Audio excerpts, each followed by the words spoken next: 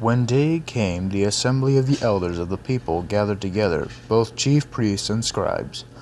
And they led him away to their council, and they said, "If you are the Christ, tell us." But he said to them, "If I tell you, you will not believe, and if I ask you, you will not answer. From now on, the Son of Man shall be seated at the right hand of the power of God." And so they all said, "Are you the Son of God then?" And he said to them, "You say that I am." Then they said, "What further testimony do we need?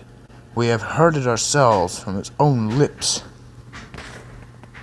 Then the whole company of them arose and brought him before Pilate.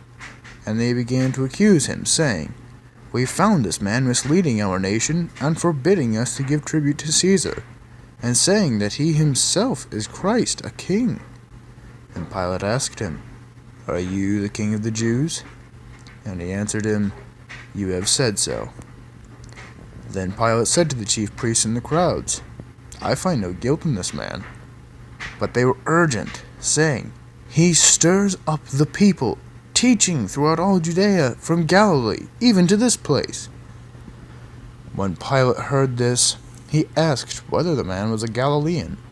And when he learned that he belonged to Herod's jurisdiction, he sent him over to Herod, who was himself in Jerusalem at that time. When Herod saw Jesus, he was very glad, for he had long desired to see him, because he had heard about him, and he was hoping to see some sign done by him. So he questioned him at some length, but he made no answer. The chief priests and the scribes stood by, vehemently accusing him. And Herod with his soldiers treated him with contempt and mocked him. Then, arraying him in splendid clothing, he sent him back to Pilate.